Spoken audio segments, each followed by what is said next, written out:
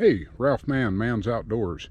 You may have seen my video the other day, well, it was actually a short, that we lost a chicken due to a hawk. A hawk got into our run and took out a chicken, and I've got a bug on my ear, but took out one of our chickens, and so we're doing some repairs. We are working to solve a hawk problem. We had 2 chickens killed about 2 years ago, and I ran fishing line back and forth across the top, and that worked for a couple of years, but we had weeds that grew up into it and a lot of storms, and that came down. So I am running Clothesline. I've got it run all around. We've got it crisscrossed, and we're going to be putting up bird netting. I've tied them. We've got eye bolts.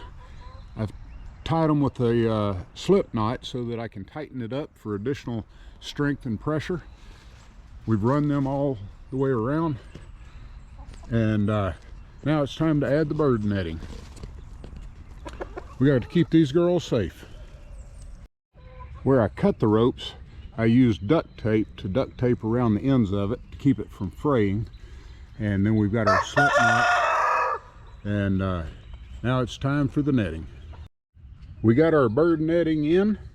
This is 50 by 50 feet. This one is 25 by 50 feet, and so it's time to get her installed. The netting came in a bag.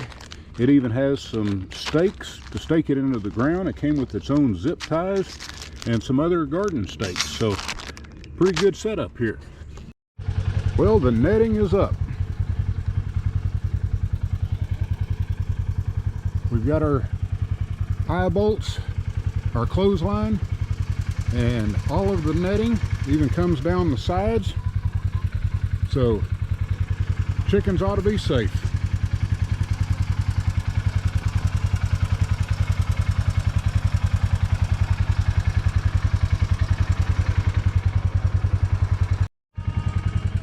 Well, I'm 6'2".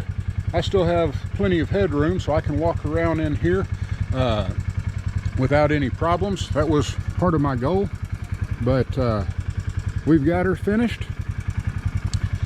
I hope this was helpful. If you found anything helpful, be sure and give us a like, share it with your friends. Hit that subscribe button. It really does help. Till next time, God bless.